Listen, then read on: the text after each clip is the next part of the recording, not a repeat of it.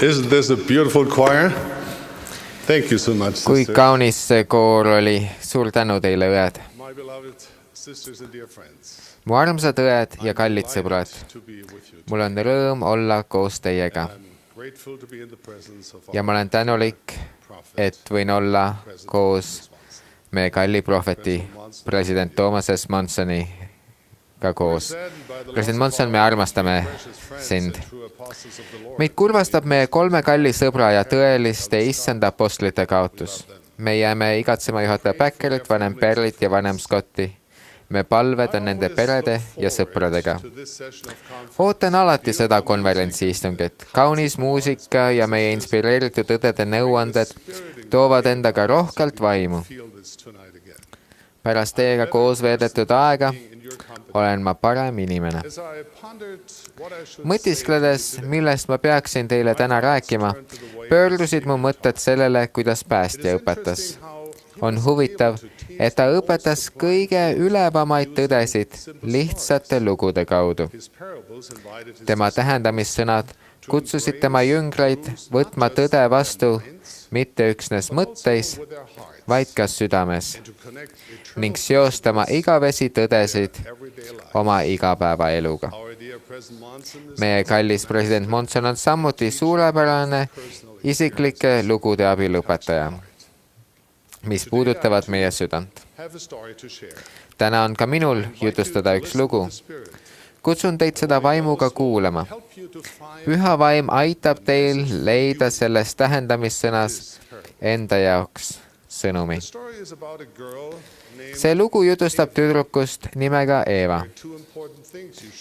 Te peaksite Eeva kohta teadma 2 tähtsat asja.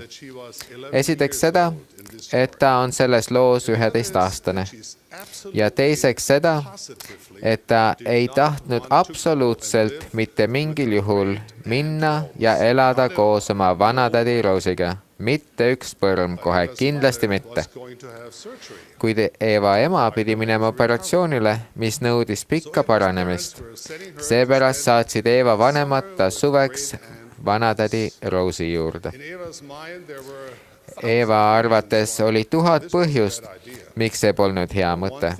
Esiteks tähendas see lahusolekut emast. Samuti tähendas see, et tal tuli jätta maha oma pere ja sõbrad ja pealegi ta isegi ei tundnud vanatädi Roosi. Tänan väga, ta tundis end üsna hästi seal, kus ta parasjagu oli. Kuid vaidlemist ja silmade pööritamisest hoolimata jäi otsus muutumatuks. Nii pakkis Eeva kohvri kokku ja sõitis koos isaga maha pika tee vanatädi Roosi poole. Hetkest, mil Eeva üle läve majja astus, vihkas ta seda. Kõik oli nii vana. Kõik kohad olid täis vanu raamatuid, imeliku värvi pudeleid ja plastkarpe, kus oli hunnikute viisi helmeid, lehve ja nööpe. Vanatädi Rose elas üksi. Ta polnud kunagi olnud abielus.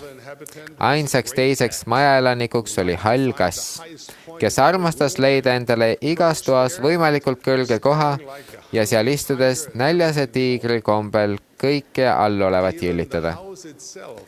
Isegi maja ise tundus üksildane. See asus maakohas ja teised maad olid kaugel eemal. Kilomeetri raadiuses ei elanud ühtki Eeva vanust noort. Eevas tekitas see üksildustunde. Esialgu ei pööranud ta vanatädi Roosile kuigi palju tähelepanu. Ta mõtles enamiku ajast oma emale. Mõnikord oli ta öösiti üleval ja palvetas kogu hingest, et ema saaks terveks. Ja kuigi mitte kohe, hakkas Eeva pikapeale tundma, et Jumal vaatab ta ema järele. Lõpuks saabus teade, et operatsioon on läinud edukalt ja nüüd polnud Eeval vaja enam muud teha, kui üksnes suve lõpuni vastu pidada. Kuid kuidas ta seda vastupidamist vihkas. Nüüd, kus Eeva ema pärast enam nii palju ei muretsenud, hakkas ta veidi rohkem märkama vanatädi Roosi. Ta oli kogukas naine. Kõik temas oli võimas. ta hääl, ta naeratus, ta isiksus. Tal polnud kerge ringi liikuda, kuid ta laulis ja naeris tööd tehes ning tema naeruhelin täitis kogu maja. Igal õhtul istus ta oma pehmele sohvale, võttis pühakirjad välja ja hakkas kõva häälega lugema. Ja mõnikord kommenteeris ta seda, mida luges sõnadega, ta poleks pidanud seda tegema. Või mida ma kõik annaksin, et võiksin ka seal olla. Või kas see pole ilusam asi, mida sa oled eales kuulnud? Ja igal õhtul, kui nad kahekesi Eeva voodi äärde maha põlvitasid, ütles vanatädi Rose väga ilusaid palveid. Tänades taevast isa siniste pasknääride ja kuusepuude, päikeseloojangute ja tähtede ning elus olemise ime eest. Eevale tundus, nagu tunneks Rose Jumalat kui sõpra. Aja möödudes tegi Eeva üllatava avastuse. Vanatädi Rose oli tõenäoliselt kõige õnnelikum inimene, keda ta oli kunagi tundnud. Kuid kuidas võis see nii olla? Mille üle tal õnnelik olla oli? Ta ei olnud kunagi abiellunud, tal polnud lapsi. Keegi ei olnud talle seltsiks peale selle imeliku kassi. Ja tal oli raskusi lihtsate asjade tegemisega, nagu kingapaelde kinnisidumise või trepist üles ronimisega. Linna minnes kandis ta peas piinlikult suuri, heredavärvilisi kübaraid, kuid inimesed ei naernud ta üle. Selle asemel kogunesid nad tema ümber ja tahtsid temaga juttu ajada. Rose oli olnud kooliõpetaja ja polnud midagi ebaharilikku, kui tema kunagised õpilased, kellel nüüd olid juba omal lapsed, ta kinni pidasid ja juttu puhusid. Nad tänasid teda hea mõju eest nende elus, sageli nad naersid, mõnikord ka nutsid. Suvi kestis ning Eeva veetis üha rohkem ja enam aega koos tädi Rose'iga. Nad käisid pikkadel jalutuskäikudel ning Eeva õppis vahet tegema varblastel ja vintidel. Ta korjas metsleedrimarju ning tegi apelsiinidest marmelaadi. Ta sai teada oma vaarvanaemast, kes oli oma armsalt kodumaalt lahkunud, purjetanud üle ookeani ja kõndinud koos pühadega üle tasandikke. Peagi tegi Eeva veel ühe jahmatava avastuse. Vanatädi Rose polnud mitte üksnes kõige õnnelikum inimene, keda ta teadis, vaid ka Eeva ise oli tema seltsis õnnelikum. Nüüd möödusid suvepäevad palju kiiremini. Enne kui ta arugi sai, ütles vanatädi Rose, et peagi on käes aeg, kui Eeva peab koju minema. Kuigi Eeva oli kohale jõudmisest alates seda hetke oodanud, ei olnud ta enam päris kindel, mida ta nüüd selle kohta tunneb. Ta mõistis, et hakkab tegelikult seda imeliku halli kassiga vana maja ja oma armast vanatädi Rose'i taga igatsema. Päev enne seda, kui isa talle järele tuli, küsis Eeva midagi, mille üle ta oli juba mitu nädalat mõtisklenud. Tädi Rose, miks sa nii õnnelik oled? Tädi Rose vaatas teda tähelepanelikult ja viis ta siis eestoas rippuva maali juurde. See oli kingitus ühelt tema kallilt, andekalt sõbralt. Mida sa näed, küsis ta. Eeva oli maali varemgi märganud, kuid polnud seda kunagi lähemalt silmitsenud. Teerajaja kleidist tüdruk keksles mööda eresinist rada. Rohi ja puud olid helerohelised. Eeva vastas. See on maal ühest tüdrukust. Tundub, et ta keksleb. Jah, see on teerajaja tüdruk, kes rõõmsalt mööda teed keksleb, ütles tädi Rose. Ma kujutan ette, et teerajajatel oli palju pimedaid ja süngeid päevi. Nende elu oli väga raske. Ma ei suuda seda ettegi kujutada. Kuid sellel maalil on kõik särav ja lootusrikas. Selle tüdruku sammudes on rõõmu. Ta liigub üha edasi ja järjest ülespoole. Eeva vaikis ja vanatädi Rose jätkas. Elus on piisavalt asju, mis ei lähe päris nii, nagu peaksid. Nii võiks igaüks ekselda pessimismi padrikus või kukkuda masenduse mülkasse. Kuid ma tunnen inimesi, kes isegi siis, kui asjad ei lähe hästi, keskenduvad elu imelisusele ja imedele. Need on kõige õnnelikumad inimesed, keda ma tean. Aga sa ei saa lihtsalt nuppu vajutades kurvast rõõmsaks muutuda, ütles Eeva. Ei, seda ehk mitte, vastas Rose malbelt naeratades. Kuid Jumal ei loonud meid selleks, et me oleksime kurvad. Ta lõi meid, et me tunneksime rõõmu. Seega, kui me teda usaldame, aitab ta meil märgata elus häid, säravaid ja lootusrikkaid asju. Ja kindlasti muudab see maailma helgemaks. Ei, see ei juhtu silmapilkselt, kuid olgem ausad, kui paljud head asjad silmapilkselt juhtuvad. Mulle tundub, et parimad asjad nagu ise küpsetatud leib või apelsinimarmelad nõuavad kannatlikkust ja tööd. Eeva mõtles hetke ja lausus, võib-olla pole see nii lihtne nende inimeste jaoks, kelle elus pole kõik täiuslik. Kallis Eeva, kas sa tõesti arvad, et minu elu on täiuslik? Tädi Rose istus Eevaga pehmele sohvale. Oli aeg, mil ma olin nii heidutatud, et ma ei tahtnud edasi elada. Sina, küsis Eeva. Tädi Rose noogutas. Mul oli oma eluga seoses nii palju unistusi. Seda rääkides tungis tema häälde kurbus, mida Eeva polnud kunagi varem kuulnud. Enamik neist ei täitunud kunagi. Üks südamevalu järgnes teisele. Ühel päeval tõdesin, et mu elu ei saa kunagi selliseks, nagu ma olin lootnud. See oli masendav päev. Olin valmis alla andma ja olema õnnetu. Mida sa siis tegid? Esialgu mitte midagi. Olin lihtsalt vihane. Minuga oli kohutav koos olla. Siis naeris ta veidi, kuid see polnud tema tavaline võimas naer, mis täidaks kogu ruumi. See pole õiglane, oli laul, mida ma ikka ja jälle mõttes laulsin. Kuid lõpuks avastasin midagi, mis muutis kogu mu elu. Mis see oli? Usk, naeratas tädi Rose. Ma avastasin usu.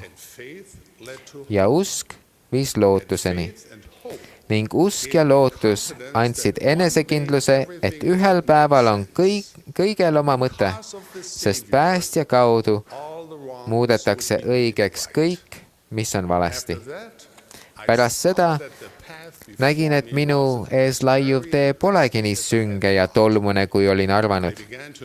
Hakkasin märkama eresinist, helerohelist ja leekpunast ning otsustasin, et olen valiku ees. Ma võisin pealongu lasta ja enesehaletsuse tolmusel teel jalgu järel lohistada või mul võis olla veidi usku, panna selga eredavärviline kleit, pista jalga tantsukingad ja samal ajal laulu lüües mööda eluteed edasi kekselda. Seda öeldes väljendas ta hääl samasugust rõõmu nagu maalil olev kekslev tüdruk. Tädi Rose sirutas end üle lauakese ja tõstis oma kulunud pühakirjad põlvedele. Ma ei usu, et mul oli meditsiinilises mõttes depressioon. Ma pole kindel, kas sellisel juhul saab ennast sõnadega ümber veenda. Kuid olen kindel, et olin veennud end oma sõnadega olema õnnetu. Jah, mul oli ka raskeid päevi, kuid kogu mu pea murdmine ja muretsemine poleks seda nagunii muutnud. See tegi asja ainult hullemaks. Päästjasse uskumine õpetas mulle, et hoolimata sellest, mis minevikus on juhtunud, võib minu lool olla õnnelik lõpp. Kuidas sa seda tead? Küsis Eeva. Tädi Rose pööras piiblis lehte ja ütles. See on siinsamas kirjas. Jumal asub nende juurde elama ja nemad on tema rahvad ja Jumal ise on nendega. ja tema pühib ära kõik pisarad nende silmist ja surma ei ole enam ega leinamist ega kisendamist ega vaeva ei ole enam, sest endised asjad on möödunud. Vanatädi Rose vaatas Evat. Laia naeratusega, väike värin hääles sosistas ta. Kas see pole ilusaim asi, mida sa oled eales kuulnud? Eva arvates kõlas see tõesti ilusasti. Tädi Rose pööras veel mõne lehekülje edasi ja näitas Evale ühte salmi, mida ette lugeda, mida silm ei ole näinud ja kõrv ei ole kuulnud ja mis inimese südamesse ei ole tõusnud, mis Jumal on valmistanud neile, kes teda armastavad. Tädi Rose ütles, miks peaks sellise hiilgava tuleviku puhul laskma mineviku või oleviku asjadel, mis ei lähe nii, nagu planeerisime, end alla neelata? Eva kortsutas kulmu. Pea kinni, ütles ta. Kas sa tahad öelda, et õnnelik olla tähendab oodatavaid õnne tulevikus? Kas kogu õnn ootab meid igavikus? Kas osa sellest võib saada teoks ka praegu? Loomulikult võib see nii olla, hüüatas tädi Rose. Kallis laps, praegu on osa igavikust. See ei alga pärast meie surma. Usk ja lootus avab su silmad õnnele, mis praegu sinu ees asub. Sa tead ju seda luuletust, kus öeldakse, igavik koosneb praegutest. Ma ei tahtnud, et minu igavik koosneks süngetest ja hirmu täis praegutest. Ja ma ei tahtnud elada punkri hämaruses, krõgistades hambaid, sulgedes silmad ja nördinult kurva lõpuni vastu pidades. Usk andis mulle lootust, mida vajasin, et elada praegu rõõmu tundes. Aga mida sa siis tegid, küsis Eva. Ma rakendasin usku Jumala lubadustesse, täites oma elu tähendusrikaste asjadega. Ma läksin kooli, ma omandasin hariduse. See juhatas mind töö juurde, mida armastasin. Eva mõtles hetkeks selle üle ja ütles, kuid kindlasti ei muutnud hõivatud oleksin õnnelikuks. On palju väga hõivatud inimesi, kes pole õnnelikud. Kuidas sa oled nii tark ise alles nii noor, küsis tädi Rose. Sul on täiesti õigus. Ja enamik nendest väga hõivatud õnnetustest inimestest on unustanud ühe asja, mis on kogu maailmas kõige tähtsam. Selle, mis on Jeesuse sõnul tema evangeeliumi keskmeks. Ja mis see on, küsis Eva? See on armastus. Puhas Kristuse armastus, vastas Rose. Tead, kõik muud asjad evangeeliumis, kõik käsud ja nõuanded ning noomimised viivad armastuseni. Kui me Jumalat armastame, siis tahame teda teenida. Me tahame olla tema sarnased. Kui me oma ligimesi armastame, ei mõtle me enam nii palju oma muredele, vaid aitame neil nende muresid lahendada. Ja kas see muudab meid õnnelikuks, küsis Eva? Vanatädi Rose noogutas ja naeratas, pisarad silmis. Jah, mu kallis, see on, mis meid õnnelikuks teeb. Järgmisel päeval kallistas Eva vanatädi Rose'i ja tänas seda kõige eest, mis ta oli teinud. Ta pöördus tagasi oma pere ja sõprade juurde ning oma koju ja naabruskonda, kuid mitte iialgi ei olnud ta enam päris endine. Vanemaks saades mõtles Eva sageli vanatädi Rose'i sõnadele. Lõpuks Eva abiellus, kasvatas lapsi ning elas pika ja imelise elu. Ja ühel päeval, kui ta seisis oma kodus ja imetles maali, kus teeraja kleidis tüdruk keksis mööda eresinist teerada, mõistis ta, et on kuidagi jõudnud samasse ikka, kui oli vanatädi Rose tol imelisel suvel. Seda mõistes tundis ta, kuidas tema südamesse valgus eriline palve ja Eeva oli tänulik oma elu, perekonna, taastatud Jeesuse Kristuse evangeeliumi ja selle nii palju aastaid tagasi olnud suve eest, mil vanatädi Rose õpetas talle usust, lootusest ja armastusest. Mu kallid õed, mu kallid sõbrad Kristuses, ma loodan ja palvetan, et miski selles loos puudutas teie südant ja inspireeris teie hinge. Ma tean, et Jumal elab ja ta armastab teid, igaühte teist. Ma palvetan, et kui te kõnnite oma jüngriks olemise eredal teel, kinnitaks usk teie igat sammu, et lootus avaks teie silmad hiilgustele, mis taevasel Isal on teie jaoks varuks, ning et armastus Jumala ja kõikide tema laste vastu täidaks teie südame. Issanda apostlina jätan ma selle teile oma tunnistusena ja õnnistusena Jeesuse Kristuse pühal nimel. Aamen.